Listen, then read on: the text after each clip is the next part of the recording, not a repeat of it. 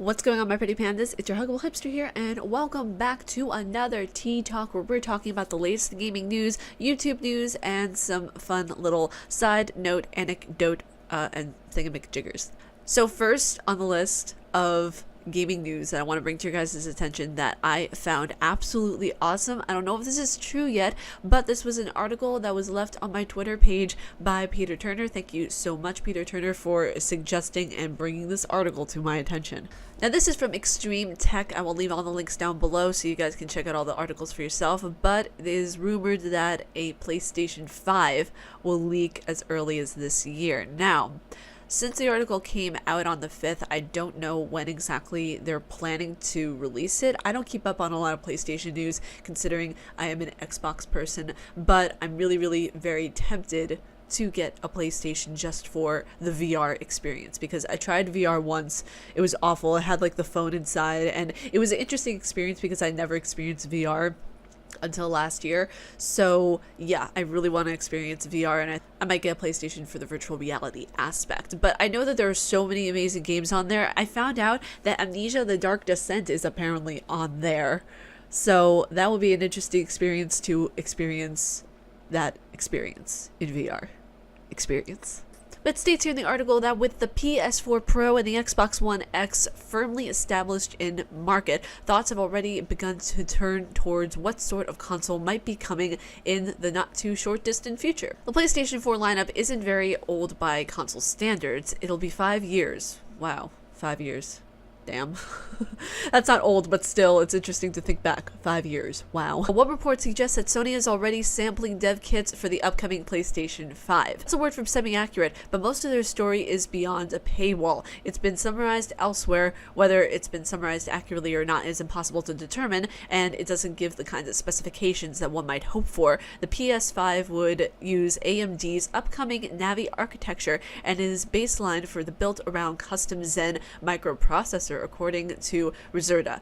Dev kits have supposedly been seeded in such numbers. The semi-accurate author believes that 2018 launch isn't out of the question, and there are supposedly VR goodies baked in the silicone level. So you guys who love using VR will get to use that once again if the PlayStation 5 will be coming to fruition, because with this article, I don't know, you can only take it from the horse's mouth, and we can't exactly go to the director and CEO of PlayStation being like, is it gonna come out? Is it gonna come out? Is it gonna come out? But yeah, if you guys want to check out the rest of the article, it will be down in the description below.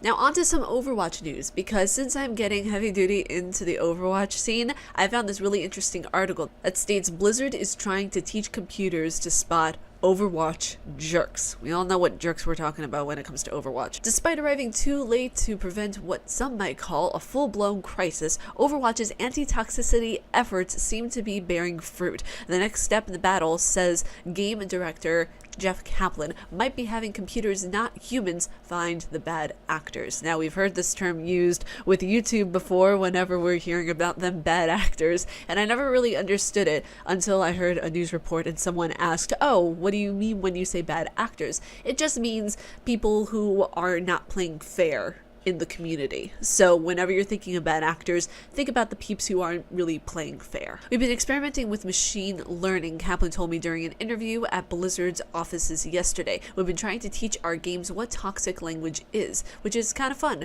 The thinking there is that you don't have to wait for a report to determine that something is toxic. Our goal is to get it so you don't have to wait for a report to happen. Yeah, and honestly, I think this is giving more leeway to something, you know, that Kaplan doesn't even realize, because whenever you have an AI being able to spot this kind of stuff, it might give other companies such as Blizzard the idea to use this kind of AI technology. Whether or not this is a patentable, I think that's the right way to use that, patentable idea, then yeah, I think he could really get some notoriety for this. If Blizzard is the first one to be able to do this, to have AIs watch for bad actors, if not, then I don't know which other companies are using them.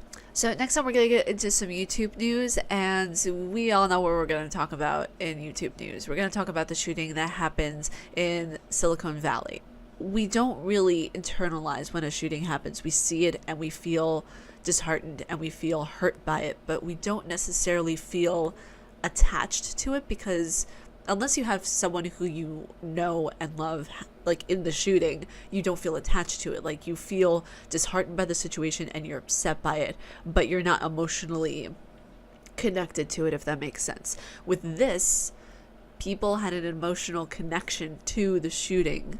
So whenever you see something like this happen where you have an emotional investment in it, yeah, you're gonna get hurt and you're gonna, like, you know, start a whole war, basically. So whenever I saw this, I, like, my heart just sank, because it's like, oh, I work at YouTube, not at the headquarters, but, you know, we all work at YouTube, we're all creators.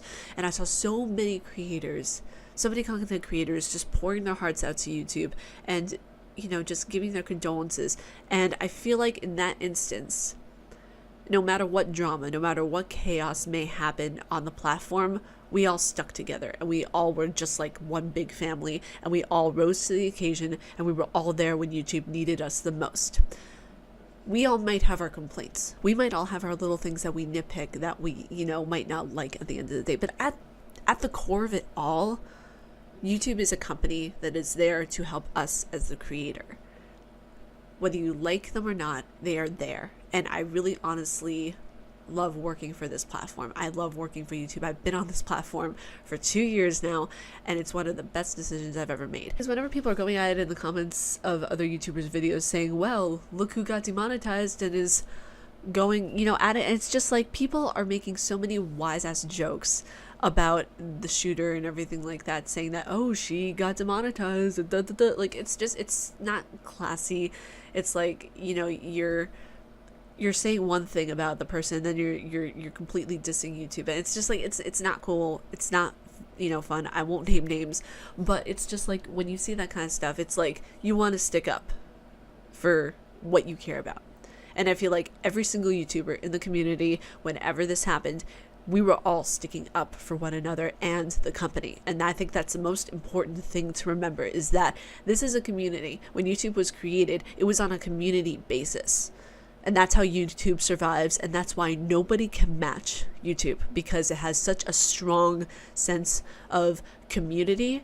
And I feel like no other app and no other website will ever have that. So yeah, we all rose to the occasion, and I got so cheesy there for a second, but it's so true, because it's like, when this happens, not only did first responders get there very quickly, but the shooter didn't even make it into the main building. I think she was out in the recreation center, if I remember correctly.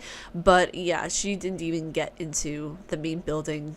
The police officers were there, like, instantly, and it was really nice to see. And the article that I have here about this will also be in the description below for you guys to check it out.